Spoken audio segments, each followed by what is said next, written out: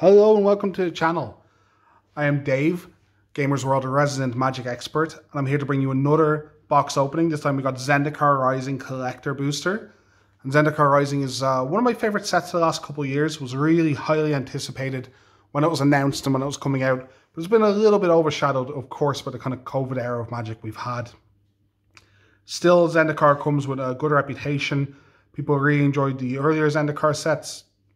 And it also comes with a reputation of power, I think. A lot of Zendikar has been very powerful and very changing for not only their standard formats, but for eternal formats. Did Zendikar Rising live up to that? A little, but we'll get into that as we open the packs. Before I crack this bad boy open, I'd like to ask you to do us a big favor. Like and subscribe to the channel. Leave a comment, tell me if you're enjoying these videos. The channel's quite young and you'd be doing not only the channel but the store a big favor by telling us what you'd like to see and what kind of content you'd like us to put out in the future. Without further ado, let's do what we came here for. Very primitive pen opening of the box today. Didn't bring up my knife.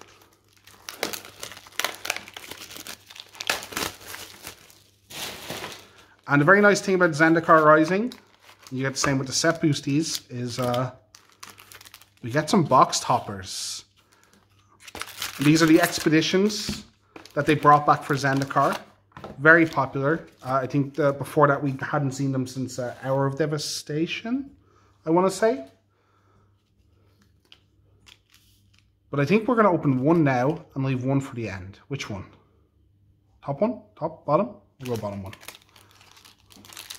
This adds a nice little value to all the boxes you get from the set, because there are some expensive cards you can get from the box toppers.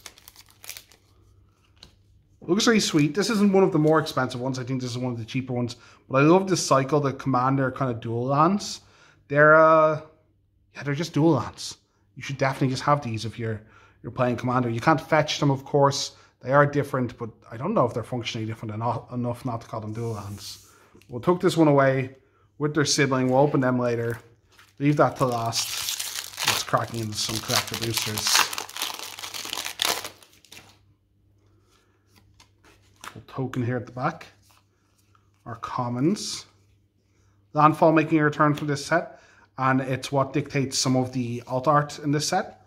You get the landfall creatures and spells. Luminarch Aspirant. We got a double. This has happened multiple times, and I think it's happening enough that I think it might be a print run thing where we got a full art Luminarch Aspirant and then a foil Luminarch Aspirant. This is what I'm talking about by the landfall promos. This kind of art for the different cards with land foil. And we got a Blight Climb Pathway. I love the pathways. This pathway is such a nice addition to the lands for nearly all formats. Extended art Squad Commander. This card, so this is a whole kind of set of cards. The creature type, the party mechanic that was in this set. And this is huge foreshadowing for the D&D set coming up. The D&D set is definitely going to help bring a bunch of warriors and wizards and rogues if you have a full party gain these abilities. So these cards not seeing a lot of play now, but D&D set I think is going to change everything.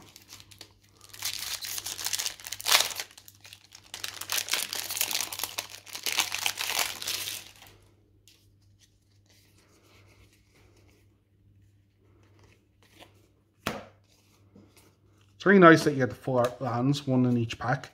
Same with Kaldheim Collector Booster. Ooh, Archon. And I'll point out one negative thing. I'm not always going to point out all positives here in the videos. One negative thing about some of these full art.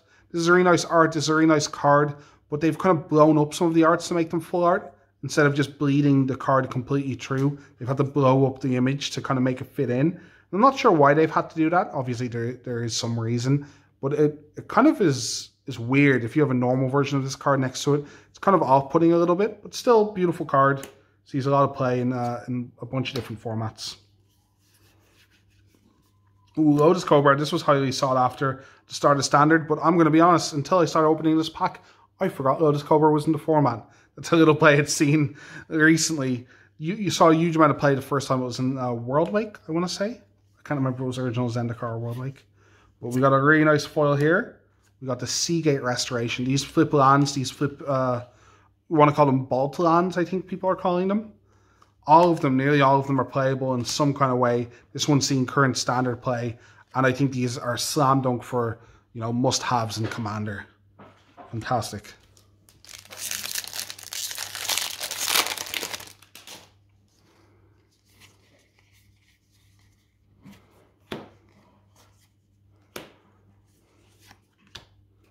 Swarm Shamble. We need to get a couple more token kind of synergies before I think, or +1/+1 counter synergy, sorry, for that sees play. Another Extended Art Pathway. I'll take as many of them as we can get. I love those. And Maul of the Skyclaves. Card seeing a lot of play. And I don't want to say format defining, but like Embercleave, just killing people out of nowhere.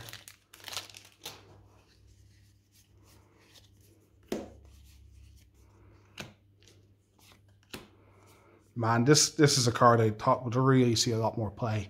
Especially in the Rogues kind of shells. I thought this card was really just a runaway freight train if you got it going. But having Lurrus in these shells is way more important. This guy's turned out to be a bit clunky and vulnerable. Zaret Zan hasn't seen much play yet.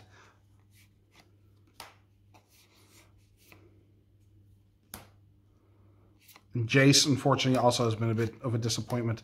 The Celestial Colonnade is not very nice. Our first foil expedition. And of course, you can get the expeditions as box toppers, but you can get the foils in these collector booster packs. And they look phenomenal. Celestial Colonnade looks real nice there.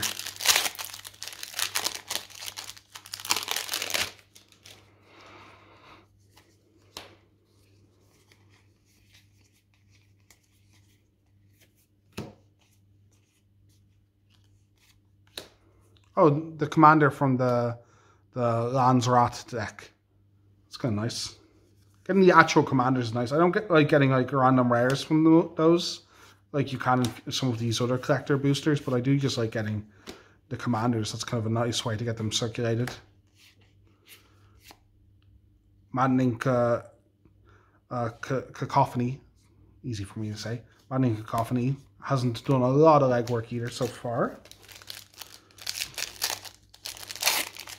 Wonder if it's kind of a teamwork thing in Commander, where some decks want to get milled, you know, just going to be a mill deck at the table, and you're going to try and make friends with them, mill them for them.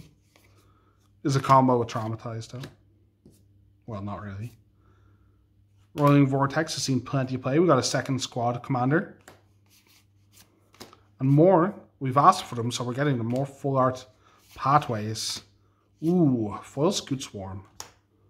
Scoot Swarm, absolute fantastic card. Kind of referencing Scoot Mob from the original set, but instead of going high, getting a bunch of counters, it goes wide. It gets a bunch of copies. Kind of nice nod back to the original set, an original kind of rare for people who played then.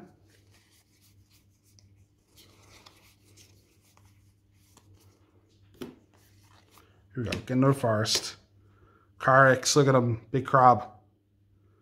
A lot of fun, not very valuable. Got another squid. Skyclave Shade. This card has been really cool. I'm happy it's around standard. Not seeing too much play at the moment, but it has been the bane of Rogue's life out of certain black sideboards, and I hope it stays that way. Again, let's see if we can actually see what I mean here. So you can just see them when you put them side by side. The Scavenger on the right is just a bit smaller. It's just, I think the majority of people aren't going to know or really care. Like, in fact, the bigger art for some of them, I actually think the bigger art looks nicer here.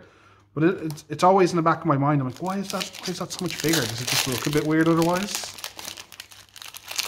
Obviously, they have a reason, and obviously only someone as weird as me would notice.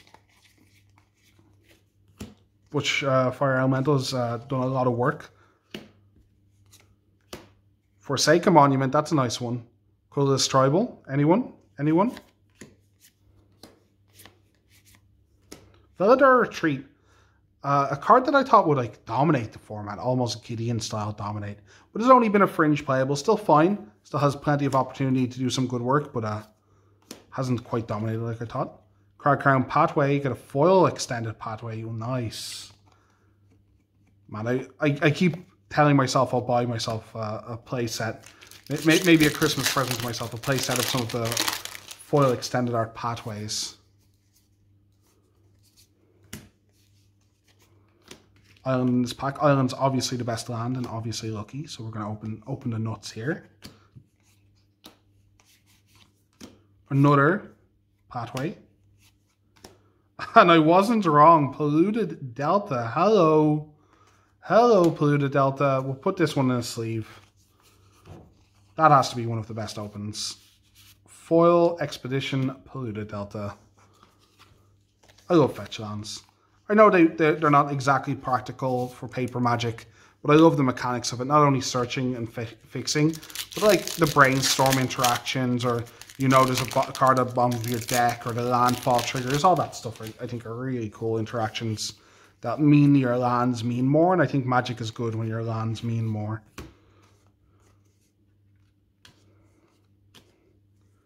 Kaiser Royal. That's a medium one. Ooh, foil Mammoth. Love to see it. I think this is one of my favorite alt arts of the set. The Morag, Fury of Akum. It's a real sweet, almost Mortal Kombat-esque kind of fighter here. Oh, sorry, kind of skipped ahead a little there. The Inscription. The Inscriptions haven't done much. I'll say that. The Inscriptions looked a little bit like Charms to me. Would see kind of play accordingly, but they haven't pulled their weight. I haven't even seen them like pop up in sideboards like I would have thought because of their flexibility. I've also seen people try this card pretty hard, but it's not ever really got there. Coveted Prize. I'm sorry, this guy's in the wrong pile. Valakut Exploration. This one's sweet. Really good card in Commander, but also really good in Legacy. Seen playing Legacy lands, one of my favorite Legacy decks. Zagras, Thief of Limited Games. This card is unbeatable in Limited. Absolutely shredded me in multiple Limited games. On to our last pack. This box just flew by. Besides that Polluted Delta, not that many big hits. So you can never be mad if you get an Expedition Polluted Delta, I suppose. Ooh, Blood Chief's Curse is a nice uncommon to get. And here is Lithoform. I remember the Arena podcast, the Arena Decklist podcast, and I liked this card in the format starting, but didn't know you get there. Nice Star card in Linvala. Another Dreadworm. Another pathway. I feel like we've been saying that. Another one. Another one. Canopy Bailot. And Confounding Conundrum. A card people thought would kind of counter the Omnat decks. Omnat being plastered all over the kind of the products for this set. Kind of funnily because he ends up getting banned really early in the format. But Conundrum was supposed to be there to kind of counteract them, and they didn't really. Wasn't really doing a job. Get this last box topper open.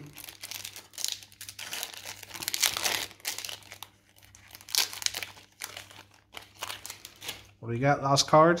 What do we want? I think Ancient Tomb might be the most expensive one. Oh, another Commander duel. That's kind of nice. They match. Matching set, though. Not the most expensive ones. I don't think there are bad expeditions in this. They're all like very playable, very good cards. Thanks for sticking around and watching the whole video, though.